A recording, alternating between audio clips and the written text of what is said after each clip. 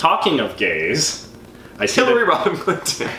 Ouch. You see, there was a funny story on Slate where the headline was, Hillary Clinton's not a lesbian, but she sure dresses like one. But anyway. She has to, because of that whole machine. She has taken some flack in the past for being a bit of a Johnny-come-lately to gay rights. Well, specifically to gay marriage. But so is everybody. At least it's being talked about. That is the thing that is annoying me right now about the Republicans and in their debates, is it never even comes up. Because I think they know that alienates a lot of people. Beyond the gay population, there are supporters of the gay population, and it just isn't ever really addressed anymore. What they would say is that what's left to address, right? I mean, they would say gay marriage is the law of the land, we respect the law of the land, let's not rehash a divisive topic just for the sake of posturing. They're not wanting to rehash it because they know that it becomes unpopular. Well, because their opinions that they've said in the past are unpopular, so they don't want to draw attention to them. Yeah, I don't think that you're wrong about that. I think, it's troublesome on two levels. It's like divisive to the Republican base. Yeah. And it is a liability in the general election. So it's just kind of easier to just say nothing. Ugh. I think we should be reminding everybody of what every candidate on the Republican side has done and said against the gay population. Well, I mean, they say... Especially Donald Trump, who's been very pro-gay. Exactly. I mean, but now doesn't want people to know that, because heaven forbid there be a pro-gay Republican candidate. Well, I remember reading a thing that said that Donald Trump is by and away the most gay-friendly Republican, and he would be the most gay-friendly Republican presidential candidate but isn't it hilarious in the primary to see him avoiding the one thing that could actually appeal to the other side? Primaries are revolting in every way. Everything reasonable about them, they have to tuck away. Yeah, well, it's but that's what I'm actually really enjoying about, I know you're going to disagree, about Hillary Clinton and Bernie Sanders, is that I just feel like there's more honesty on that side, in that they're presenting, they're not just towing the party line in every single way. But I was watching the Democrat debate the other night, and I thought it was I had to applaud, but it was just so cynical, just the way that Hillary Clinton is trying to out-left Bernie Sanders, and trying to portray Bernie Sanders as being some sort of closet right-winger.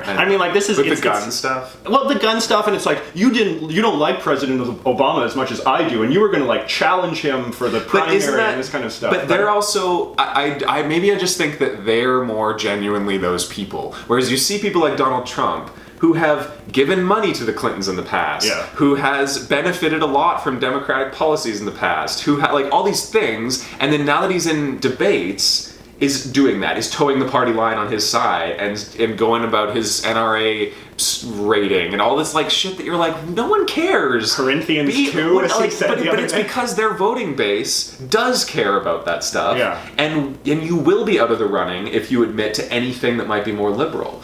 Why can't there be a candidate who is, pro-gun rights, but also pro-gay marriage? That person exists. You exist. What they're doing in some states is this is what they do in California now, is they have the so-called jungle primary, which is when everybody basically runs in one giant election. So say if the Republican primary and the Democrat primary were merged together, and then everybody votes from amidst this, slew of 40 people or whatever, and then the top two candidates, and they could be two Republicans, two Democrats, one Republican, one Democrat, those become your general election candidates. The final story is Donald Trump in the UK. They're debating if they should completely boycott him as a human being. Ban him from entering the UK. Yeah. That's lovely. I think he's doing all this for a book deal, because at the end of this, when he self-destructs as a human being and has lost everything he spent his life trying to build, I wonder if he regrets it. Because he's not going to win, right? Come on, you cannot believe that Donald Trump will be president. Seriously? I don't know. I'm certainly more resigned to the idea that he will become the Republican nominee. Certainly. Yeah. And then lose. I don't know. It's so hard to say, because he's just such an atypical candidate, and his appeal is. But you could see. You don't think that things like that, the UK wanting to ban our president, ban the president from entering their country, the UK, that might scare people into voting into like mobilizing voters who may not otherwise vote, I think there would be a huge movement of people who would be terrified for sure of having that person. And as I president. think frankly that there's a lot of sort of moderate Republicans who would be more inclined to vote for Hillary Clinton rather than be allied to Donald Trump. But the thing too is that there are a lot of, you know, for lack of a better term, low information voters in the Democrat coalition as well who might migrate to Trump because they're as swayed by, you know, his appeal to celebrity or his superficial sort of easy answers to problems. Not being a politician. Yeah. Well, the polls right now are saying that Bernie Sanders stands a better chance against Donald Trump than Hillary Clinton stands against Donald Trump. It's so early that those polls don't really... I think either one of them would trounce him, and we'd have another Barry Goldwater on our hands. You're learning so much, Adam.